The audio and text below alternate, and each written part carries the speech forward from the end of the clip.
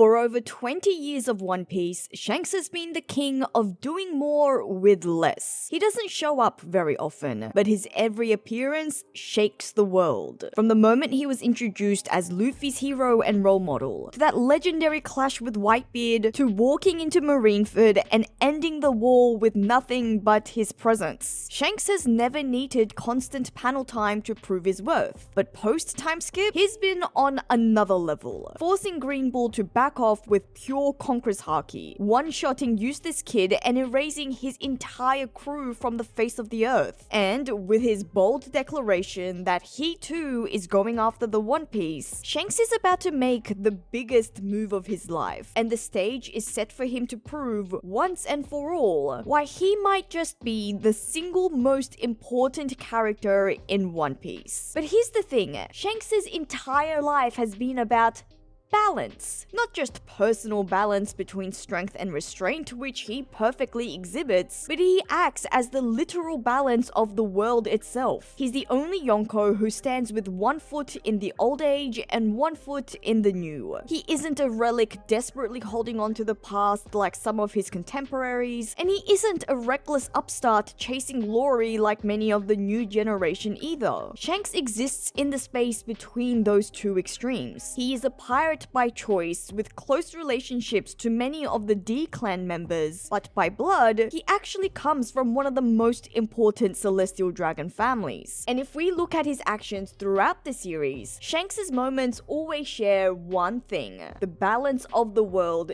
is at stake. Marineford was a powder keg that could have destroyed multiple major powers at once. He stopped Kaido from inserting himself at Marineford, and he arrived in time to stop the Paramount War to keep the destruction from going beyond repair. His intervention against Green Bull wasn't a power flex for its own sake, it was a direct act of balance, preventing Wano from being dragged into yet another fight before it could stand on its own just as it began its recovery. And even with Kid, yes, Shanks showed absolute dominance, wiping him out in a single blow, but the point wasn't just to flaunt power, it was about removing a threat before it could spiral into bigger problems for Elbaf and the wider seas. Shanks acts like a scale in human form. He watches the weight on each side and seems to only step in when it seems that one side is about to tip too far. That's why his actions have so much weight despite the fact he rarely moves. Every appearance is a shift in the equilibrium, which is what makes his recent move for the One Piece so important. If Shanks has spent decades preventing that balance from tipping, from breaking, then acting now means he's decided the moment has come to tip the scales. And the timing, right after witnessing Luffy's Nika awakening, we know that for Shanks this isn't about personal gain. It's about making sure that the power of the One Piece ends up in the hands that will fulfill a prophecy. Shanks isn't just in the race for the One Piece as a competitor himself, he is the gatekeeper, the one making sure balance doesn't shatter before the right person can claim it. The reason the Great Pirate era hasn't already spiraled into total chaos. But now, it seems, he's decided the time has finally come to move. And so when he makes his move, you know it's going to have an impact. So it's clear that this theme of balance goes to the very core of Shanks' character. In fact, something potentially just coincidental, but something I find very interesting, which I only accidentally stumbled upon, was a potential Hindu deity that may have played a role in inspiring Oda in his creation of Shanks. So I was trying to type Shanks into Google when I accidentally searched up Shankar instead, only to find that Shankar actually refers to a sacred conch shell in the Hindu religion related to the deity Vishnu, one of the major figures in the Hindu trinity who represents the preserver and the protector of the universe. Which is what I've been saying. Shanks has kept the balance in the world up to this point. Vishnu is also widely recognized for his benevolent nature,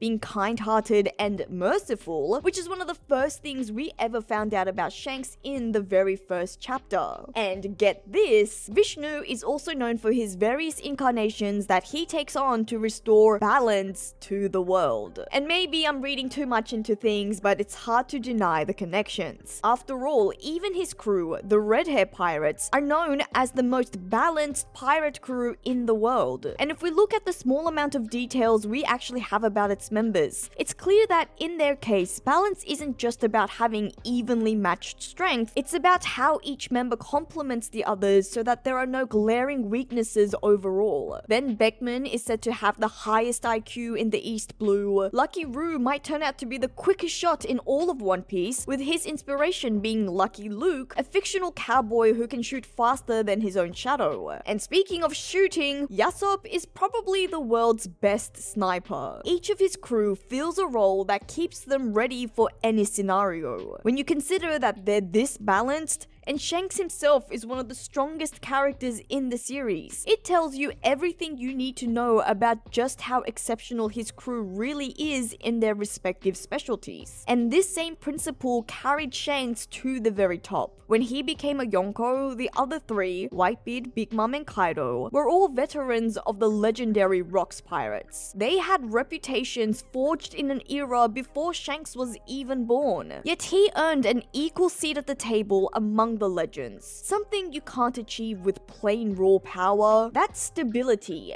strategy, and the ability to keep his influence secure without overextending. Shanks carried the legacy of Roger's crew into a new age while maintaining a steady equilibrium in a world that thrives on chaos. And it's that same equilibrium that he's still guarding today. Only now, the stakes are higher than ever. Now, in the new generation of Yonko, Shanks is the only one left from the previous era. Kaido and Big Mom are now gone. Whitebeard has been gone for years. And the new lineup, Luffy, Blackbeard, and Buggy, are still writing their stories. Shanks is the bridge between these two worlds. He's the living link between the old guard and the new wave. The one constant in a world balance that has been completely shifted. Again, he represents balance. The balance between the old and the new generation. And this balance, the importance of fragile equilibrium in an otherwise chaotic world, is something that Shanks has learned. Shanks' career is unlike any other in the One Piece world. Literally a pirate his entire life, he was found as a baby inside a treasure chest taken from God Valley by the Roger Pirates. That alone is wild. His core first moments outside the womb were inside the box of a stolen treasure, and his first home was the Pirate King ship, or the then future Pirate King ship. Shanks has never known a life outside of piracy, except for one short mysterious return to Marijoa for reasons we still don't know. But we do know that soon after, Shanks returned to the sea, the only life he had ever known. From the very start, Shanks was surrounded by monsters, while Luffy's early years were shaped by small-time mountain bandits and the occasional wild animal. Shanks' childhood was spent in the shadow of legends. Imagine being the weakest on a crew where your colleagues are the likes of Silver's Rayleigh and Scopogaban and Goldie Roger himself. Or second weakest maybe. Sorry, Buggy. Shanks' normal was sharing meals with the man who would be crowned Pirate King, run-ins with the Whitebeard crew, and docking at islands where the average bounty probably outclassed Marines guarding the East Blue. Shanks didn't go through a gradual exposure to danger. It was total immersion. He learned early that the seas are full of powerful forces, and surviving them means more than just raw strength. It means knowing when to fight and when to stand down, and when to form alliances that will matter years down the line. It's not hard to imagine that these lessons might have become the backbone of his entire career, and the start of his philosophy of balance. By the time that the Roger Pirates disbanded, Shanks wasn't at his physical peak, but his experience was unmatched for his age. He had already seen more of the world before his teenage years than most pirates would in a lifetime. And that perspective of how fragile the world's balance really is, that could be something that really stayed with Shanks. But in addition to this life experience, it seems that there's something else critical to why Shanks must serve as the scale to the world. His being the child of destiny. In chapter 1152, Oda confirmed something most fans have probably been thinking for a while. Shanks is a child of fate. Shanks' life is intricately tied tied up in destiny. That's clear from the circumstances of his family and how he found his home in Roger's crew. But Oda made a point to address this explicitly, with Scopper reminding Shanks that as a child of fate, he shouldn't worry too much about the little details, almost as if to suggest life will take Shanks where he needs to go. But it's clear that Shanks feels very differently about this role. It seems like Shanks bears a level of responsibility due to this title. He states that he wanted his life to be that of a laid-back pirate, sailing the seas with his best friend Buggy without a care in the world. Instead, he's been on a mission to learn more, uncover more, do more. And I'm sure I'm not alone in thinking that this was at least a part of the message that Roger shared with Shanks that caused the young boy to cry. Was it the knowledge that he would soon have to depart his best pal and journey alone that caused him sadness? Was it the circumstances of his birth and real family that brought him shame? Or was it the weight of responsibility that overwhelmed him? Probably a mix of all of the above. I know some people also think that maybe Shanks thought that as a child of destiny, this means he thought he should consume the Nika devil fruit for himself, and that may even be partly why he was there at Elbaf 14 years ago. He wanted to ask Harold for the legendary devil fruit, and it was only after Luffy consumed the devil fruit that he realized him being the child of destiny only meant that he was tied up to fate, to serve as a mentor and a thread to the true destined one. But I actually think that's less likely, and that Shanks has always known that his role in the story was to prepare the road for the promised one that would bring about a new world. He knew that was his destiny, because if Shanks believed himself to be the child of destiny, I question why he wouldn't have eaten the Nika devil fruit for himself as soon as he stole it from the world government. In fact, let's unpack all of Shanks' actions. But before we do so, please take a quick second to subscribe to the channel. We're nearly at 100,000 subscribers here at the JoyFleet, and we would love to have you on board. So we've already unpacked Shanks' childhood with the Roger Pirates, as well as one of his final moments, his tearful moments with Roger. So let's start with Roger's execution,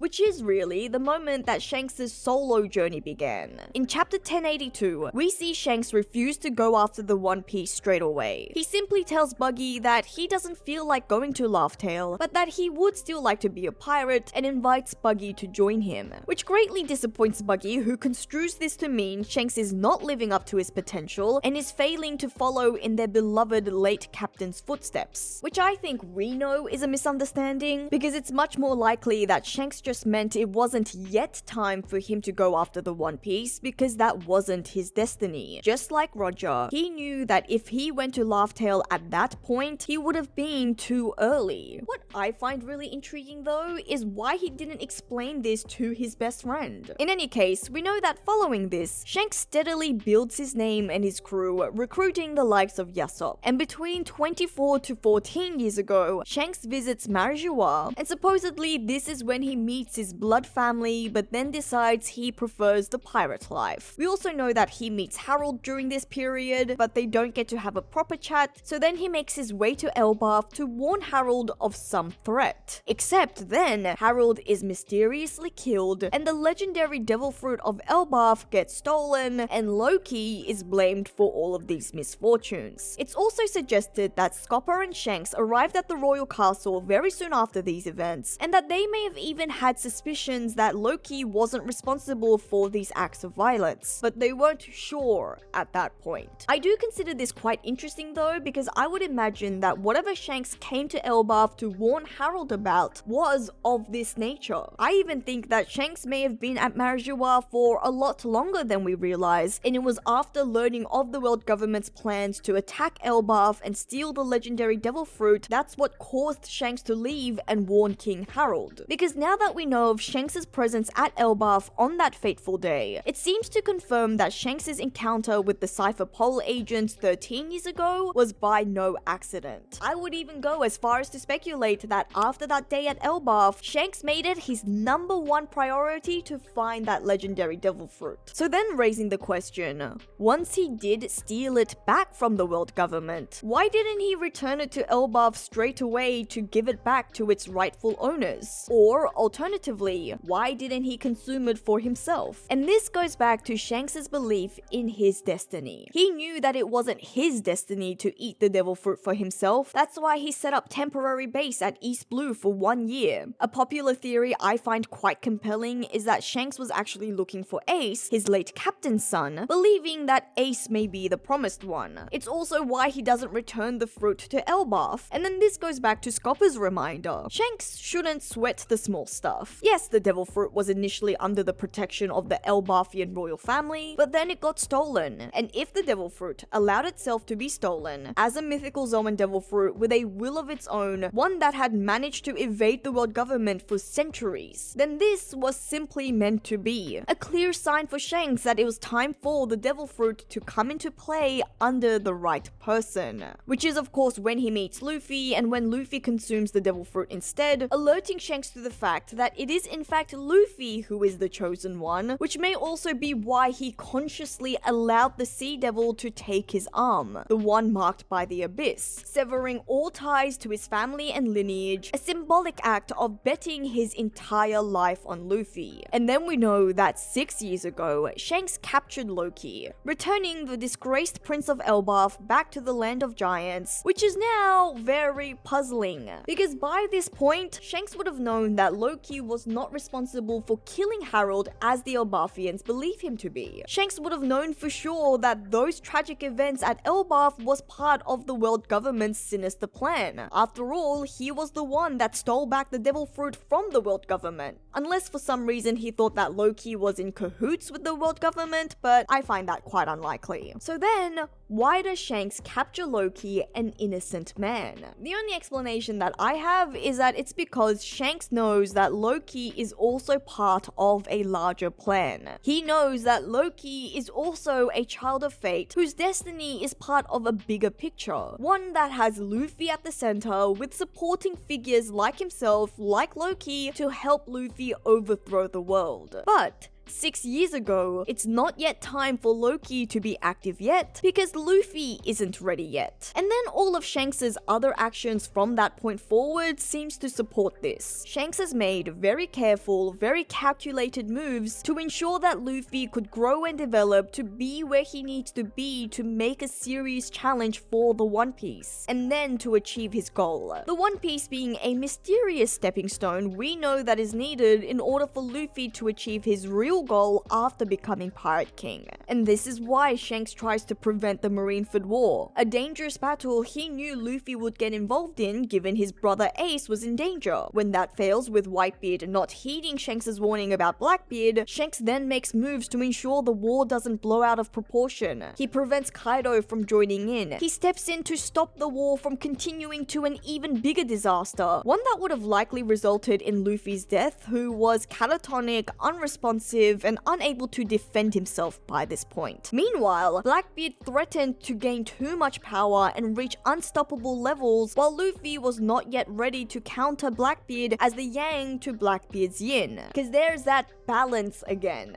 And think about all the ripple effects this has had. If the war at Marineford continued, who knows the kinds of casualties that would have resulted? Marco, for example, as the 1st Division commander of the Whitebeard Pirates, he would have likely been the target of both the Marines and the Blackbeard Pirates, and if Marco had died back then, he never would have made it to Wano. And if Marco never made it to Wano to help, Luffy might not have been able to take down Kaido. I know it's just one person, but Marco was huge in holding off both King and Queen, who probably would have wiped out everyone on the life floor of Onigashima before Zoro and Sanji were ready to step in. And then we see this exact same pattern at Wano. After Wano manages to survive one of the most brutal wars in recent history, before the country could even get a chance to breathe, Green Bull showed up ready to pick a fight. Shanks' intervention, projecting his Conqueror's Haki from miles away. That wasn't just a show of power, it was yet another calculated act of balance, stopping an unnecessary fight before it could even start, making sure that the likes of Yamato and Momonosuke, whom we just know are going to be integral, critical for the inevitable final war, survive. And then more recently, Shanks' latest actions at Elbaf. Like I said, his actions against Kid was because he recognized the threat Kid posed to Elbaf. We now know Elbaf is so critical to the future of the story. As for the poneglyph rubbings, well, maybe Shanks just wanted to eliminate the competition for Luffy's sake. He knows that there are already too many players, and sorry kid, but this is just not your battle. But I actually have some other suspicions as to what Shanks might have been getting up to in his latest visit to Elbaf, and I've shared these thoughts before, but I actually think Shanks may have been the one to have freed Loki just recently. Because we know that Harudin and the rest of the new giant warrior pirates wanted to join Dory and Broggy and the rest of the older generation in rescuing Luffy at Egghead, but they couldn't because there was an incident at home. Loki somehow got freed, and it took all the strength of these warrior giants who had to stay back in Elbaf to subdue him, to recapture Loki. And I can't help but think that maybe it was Shanks that freed Loki. After capturing him 6 years ago, despite knowing he was innocent, but for the sake of the bigger picture, making sure Loki would be dormant until Luffy was ready. Whereas now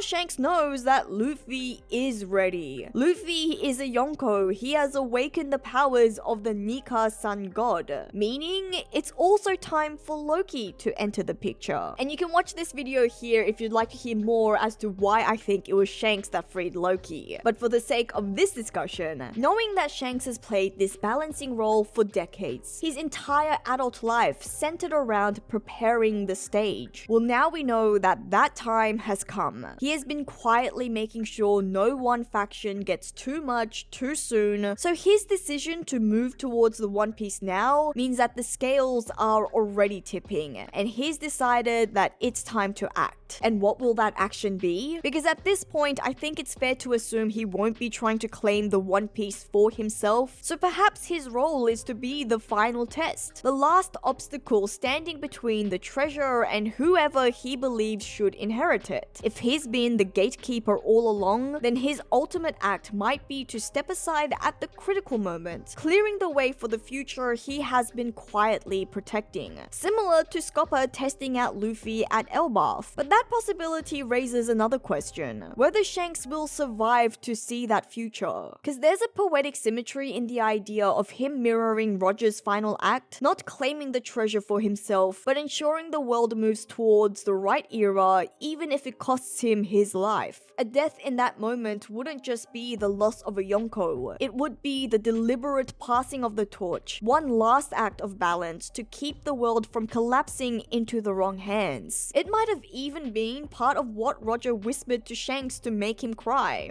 "You're gonna die just like me. Na na na na na na." Just kidding, but not really. But whether Shanks lives or dies, his influence will obviously be felt long after the Great Pirate era ends. After all, every major player in the endgame is in some way connected to Shanks. Just looking at the other Yonko alone, Luffy's dream is tied directly to the inspiration that Shanks gave him. Blackbeard's rise is shadowed by the rivalry between them, and Buggy's chaotic presence on the seas goes back to their shared beginnings. Anyways, I was just rereading the Elbafian flashback chapters, and this got me started thinking yet about Shanks appearing yet again at critical junctures to make critical moves to define the shape of the world forever. So let me know what you think about Shanks' role in the final saga by leaving a comment below. If you enjoyed today's discussion, please make sure to like and share the video, and please do subscribe and join the JoyFleet so that we can get to 100,000 subscribers. You can also help support the channel further like these wonderful people by becoming a Patreon or channel member. But as always, thank you for listening to another one of my ramblings. This is JoyGirl, and I'll see you again soon.